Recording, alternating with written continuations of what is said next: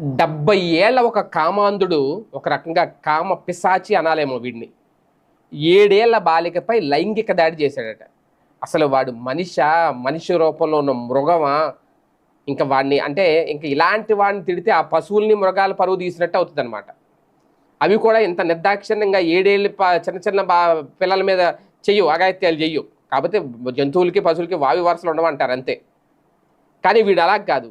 70 ఏళ్ళ వాడి వయసు ఎక్కడ, వాడి ఏజ్ ఏంటి, వాడి గేజ్ ఏంటి, 7 ఏళ్ల బాలిక మీద లైంగిక వేధింపు ఏంటి, అత్యాచారం ఏంటి, పైగా టీడీపీకి చెందిన వ్యక్తి అట, టీడీపీ కార్యకర్త అట. నిజంగా ఇలాంటి వాడిని పార్టీలో ఉంచుకోకూడదు. ఏ పార్టీ అయినా సరే ఇమీడియట్గా సస్పెండ్ చేయాలి. అవసరమైతే ఇప్పుడు అధికారులు ఉన్నారు కాబట్టి వాడి మీద కేసు పెట్టి లోపలేసి ఇంకా బయట రాకుండా చేయాలి. 70 ఏళ్ల వయసులో ఇంకా ఏం సాధిస్తాడు నిజంగా జైలుకి వెళ్ళినా? 70 ఏళ్ల వయసులో ఏంటి పాడుబుద్ధి? అభంశుభం తెలియని 7 ఏళ్ల బాలికపై టీడీపీకి చెందిన 70 ఏళ్ల కామాంధుడు అగత్యానికి పాల్పడ్డాడంటే సాక్షిలో ఒక వార్త వచ్చింది. తోటి పిల్లలతో